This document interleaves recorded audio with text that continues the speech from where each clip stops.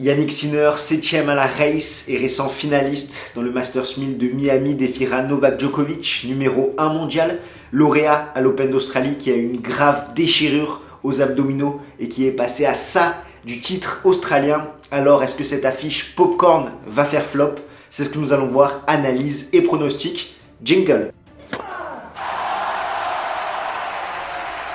Tu es nouveau sur cette chaîne? Pour ne rien manquer de l'actualité tennis, abonne-toi et active les notifications en cliquant sur la petite cloche. Le contenu te plaît? Fais-le nous savoir en mettant un pouce bleu. De plus, si tu souhaites prolonger l'échange, tu peux nous suivre sur tous nos réseaux sociaux et rejoindre notre Discord. On commence tout de suite avec Novak Djokovic. Le Serbe a vacillé en 2021, mais il n'a toujours pas concédé la moindre défaite. 9 matchs disputés, 9 victoires. Lui qui n'a plus disputé le moindre match depuis son titre à l'Open d'Australie fera son grand retour sur les courts.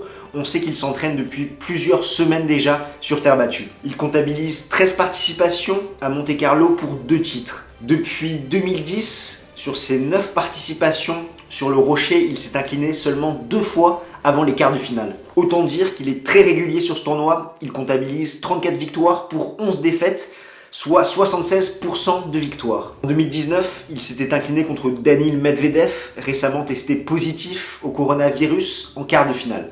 Et c'est vrai qu'à l'heure actuelle, sans aucun doute, la terre battue est la moins bonne surface de Novak Djokovic, et je mets d'énormes guillemets derrière ça, étant donné qu'il peine à avoir des points gratuits. On l'a vu en 2020, les échanges se prolongent, étant donné qu'avec son coup droit, il manque un petit peu de puissance, d'agressivité pour faire la différence.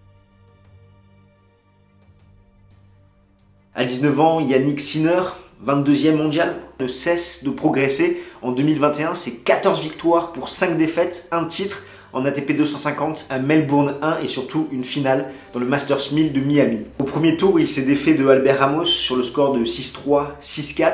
C'est une victoire positive pour l'Italien, étant donné qu'il disputait son premier match sur terre battue, tout l'inverse de son adversaire espagnol, qui était à son 13e match déjà de la saison sur la surface. 9 victoires, 3 défaites, 2 qui sont intervenus en demi-finale et 1 en finale. Et je rappelle qu'en 2017, Albert Ramos était le finaliste du tournoi de Monte-Carlo. Néanmoins, la réserve qu'on peut avoir sur l'Italien concernant ce match, c'est qu'il s'est fait briquer d'entrée pour être mené 2-0 et qu'il a peiné un petit peu à l'allumage pour rentrer vraiment dans son match. Sur terre battue, l'Italien a un bilan de 10 victoires pour 7 défaites, 59% de victoires. Il a surtout fait un quart de finale à Roland-Garros l'an dernier où il s'était incliné seulement contre Rafael Nadal après s'être imposé contre David Goffin et Alexander Zverev. Et contre l'Ibérique, il a fait le break, le premier dans le premier set pour mener 6-5 et également dans le second set pour mener 3-1, même si derrière il s'incline en 3-7. Même s'il fait preuve d'une grande force mentale et d'une certaine maturité pour son âge, on a pu voir quelques axes d'amélioration avec sa finale perdue en Floride contre Hubert Hurkacz. Je pense notamment à son premier service où derrière il peine à avoir des points gratuits. Si on reprend les stats de cette finale, il fait 55% de points derrière sa première balle et 48% derrière sa seconde balle. 7% d'écart entre son premier service et son deuxième service, c'est beaucoup trop faible. Et derrière, on peut également parler de son jeu de jambes qui est un petit peu brouillon, où il peine notamment sur les frappes en extension, où il va trop rapidement à la faute. Au niveau des face-à-face, les deux joueurs ne se sont jamais affrontés en compétition officielle, bien qu'ils aient disputé un set en début d'année durant l'exhibition d'Adélaïde. Au niveau des clés tactiques, si on s'intéresse à Yannick Sinner, qu'est-ce qu'il va devoir faire pour gêner Novak Djokovic? Un petit peu la même tactique qu'un Dominic Thiem ou qu'un Stan Wawrinka avec son énorme revers.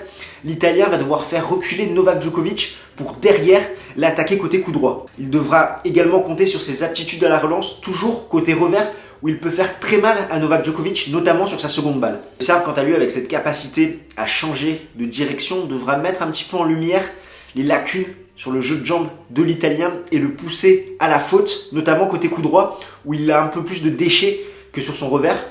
Et comme je l'ai dit, l'Italien peine à avoir des points gratuits avec sa première balle. Donc Novak Djokovic, qui est un excellent relanceur, devra en profiter pour les retours de service.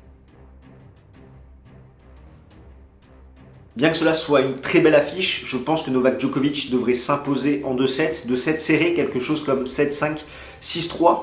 Il y aura sans doute de la nervosité chez l'Italien, même s'il a un peu plus de repères que le Serbe, étant donné qu'il n'a pas arrêté la compétition depuis l'Open d'Australie, qu'il a déjà un premier match sur terre battue dans les jambes, et que Novak Djokovic aura sans doute besoin un petit peu de temps pour entrer dans ce match et pour retrouver un petit peu ses sensations sur terre battue. Et toi, qu'est-ce que tu en penses? Qui va s'imposer dans ce choc du deuxième tour? Je te propose qu'on en débatte ensemble dans les commentaires.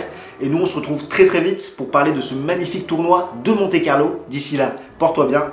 Ciao ciao tout le monde.